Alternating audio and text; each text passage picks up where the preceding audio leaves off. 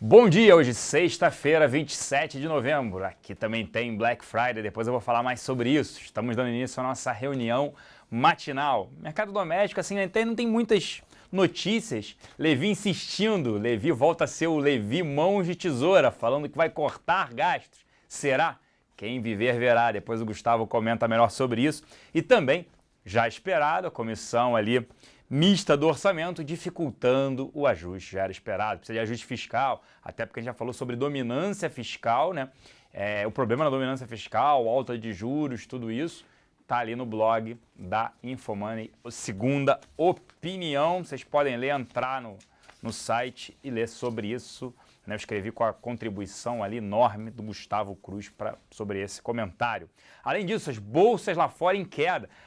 A China, bolsa, né, Xangai, caiu praticamente 5,5%, Shenzhen caiu mais de 6%, com o lucro industrial da China aí caindo quase 5% das empresas chinesas. No mês anterior, praticamente estável, 0,1%. Isso faz com que as ações das empresas mineradoras operem em forte queda e impactará com certeza Vale também por aqui.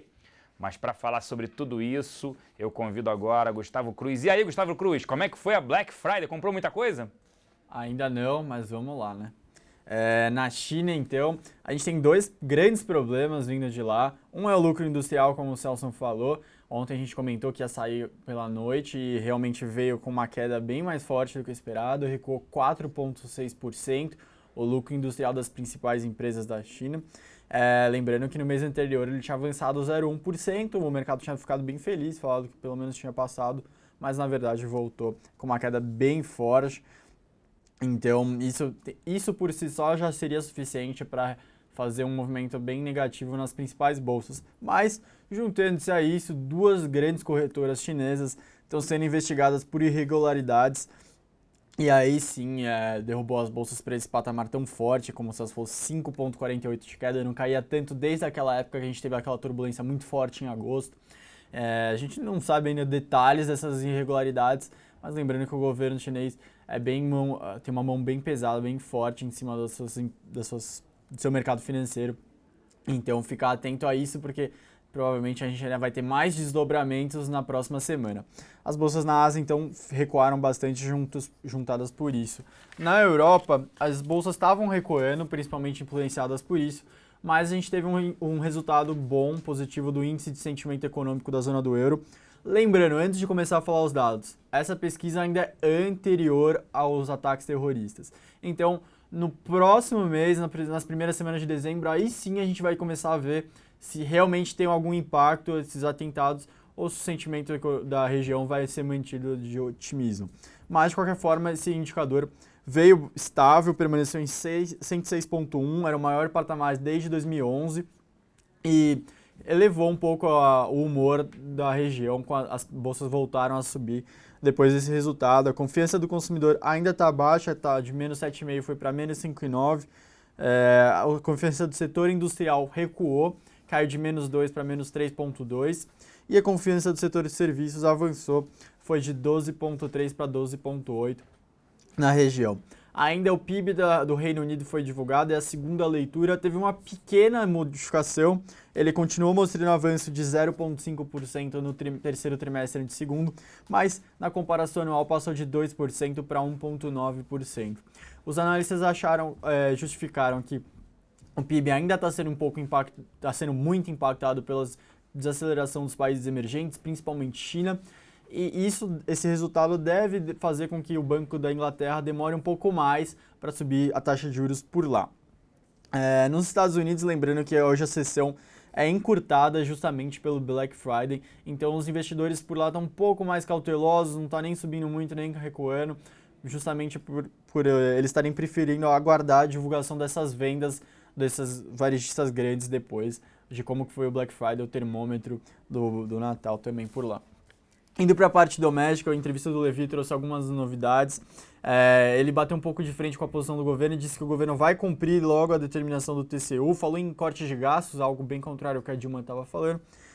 Disse que isso é justamente para, como atualmente a gente ainda não conseguiu mostrar uma meta de superávit primário menor, a gente ainda está vinculado com aquela proposta de 1,1%. Então o Levy falou que vai ter que cortar gastos, já que não está conseguindo aprovar a alteração na meta fiscal.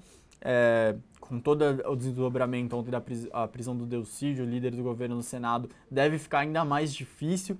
Mas para atingir essa meta de 1,1%, eles precisariam cortar 107,1 bilhões, algo que é bem viável. Ele só tem 10,7 à disposição para cortes. Então o governo vai ter que fazer malabarismo e muita articulação política para votar essa alteração da meta fiscal para 2015 o quanto antes.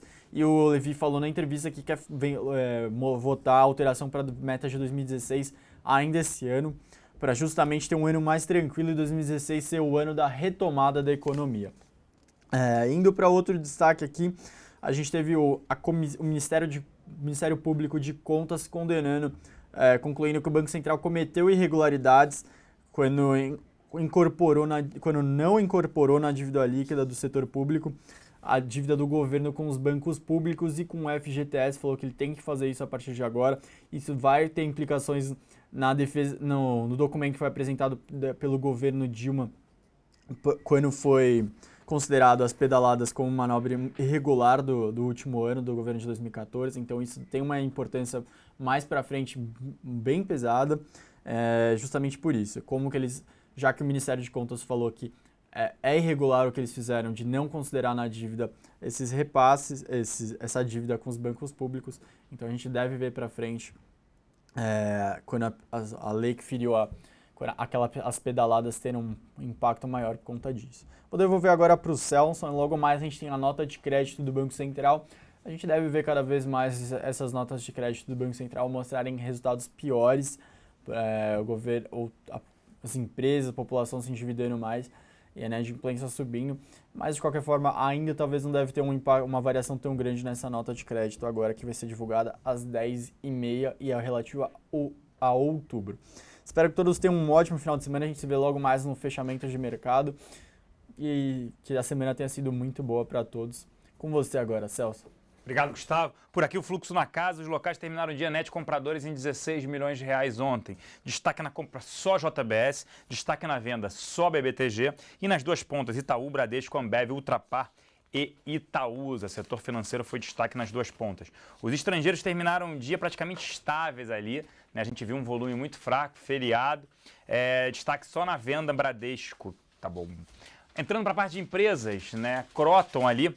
Comentários após a forte queda ontem, né? As ações do setor educacional sofreram bem, a Croton fechou em queda de 8,5%, chegou até a cair mais, pressionadas por informações de que o Ministério da Educação irá pagar à instituição de ensino apenas 60% do saldo dos títulos do FIES, referente ao mês de novembro. O vice-presidente da companhia financeira informou que não é muito por aí, tem que entender um pouco o que está acontecendo, né? Não são as pedaladas. Ele falou o seguinte: não é uma pedalada, não é um atraso. Ela aconteceu isso no mês de outubro e vai acontecer nesse mês também de novembro. E provavelmente será regularizada, ele falou. Quando o sistema prevê que a recompra do mês seguinte é menor, a recompra é reduzida pelo valor previsto pelo mês seguinte. Então ele falou isso, a gente acha que as ações podem voltar, não necessariamente subir 10%, mas elas tendem a voltar, abre uma oportunidade sim de investimento em Croton, que faz parte das nossas carteiras e a gente segue gostando. Eletrobras falando, né, convocou a assembleia aí para o dia 28 de dezembro, interessante, entre Natal e Réveillon, para venda da CELG, Companhia Elétrica de Goiás. 51% pertence à Eletrobras, 49% pertence ao governo lá de Goiás. Então, o ponto é o seguinte: imaginava o mercado que seriam 8 bilhões de reais, entre 6 a 8 bilhões de reais.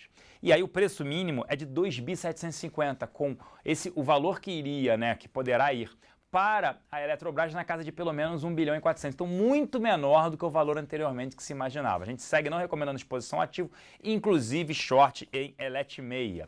Vale dará uma entrevista hoje, a partir das 11 horas, daqui a pouquinho, sobre o juiz da comarca de Mariana, falando que o dinheiro sumiu da Samarco. 222 milhões de reais que seriam bloqueados sumiram. A Vale dará uma entrevista hoje às 11 horas. Fora isso, como eu citei no início, os dados da China, lucro industrial abaixo das expectativas, caindo 4,6%.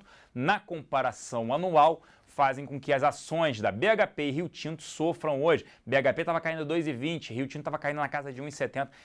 Impactará com certeza a Vale aqui hoje. Bancos, volume de empréstimos da poupança para aquisição de imóveis e também construção caiu ano contra ano 53%. Isso já era esperado. Por quê? Empresas de real estate lançando menos, vendendo menos e também população não comprando imóvel, ainda mais com esse cenário desafiador de incerteza, desemprego aí batendo na porta. Bradesco Seguros, né? Aquela informação da venda da parte de grandes riscos, da carteira de grandes riscos com 800 milhões de reais de prêmio, agora entrou um pouco de dificuldade. A Bradesco, ao invés de vender, quer fazer uma joint venture, afastando um pouco aí os outros investidores. JCP, juros sobre capital próprio, Banco do Brasil e Itaú anunciaram. O Banco do Brasil anunciou 27 centavos por ação, que serão pagos dia 30 de dezembro, com base na posição de 11 de dezembro. Já o Itaú anunciou um valor de praticamente 21 centavos por ação, que serão pagos até 29 de abril de 2016, com base na posição de 9 de dezembro. Destaques na nossa mesa de aluguel: Petro 3, CSN, BBTG 11, Pão de Açúcar, Lojas Renner, Estácio, Natura e Gol. Vale aqui 2 recados aqui hoje importantes. Black Friday também na XP. Os cursos da XP Educação com descontos de até 50%. Entrem no site xpeducacão, sem ser cedilha, obviamente, nem tio.com.br. Além disso, hoje, né, às 11h30, nós temos o nosso XP Connection, onde tiraremos dúvidas aí do mercado. O volume também tende a ser fraco, também menor na bolsa, até por conta, as bolsas fecham mais cedo nos Estados Unidos por conta do Black Friday. E também, hoje participarei do Conta Corrente da Globo News a partir das 21 horas. É o happy hour aí do Conta Corrente. Espero que todos assistam. Um grande abraço, uma excelente sexta-feira a todos e até lá.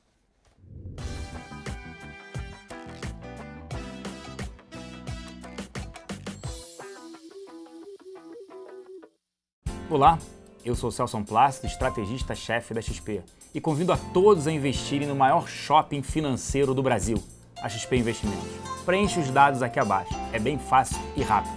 Um abraço.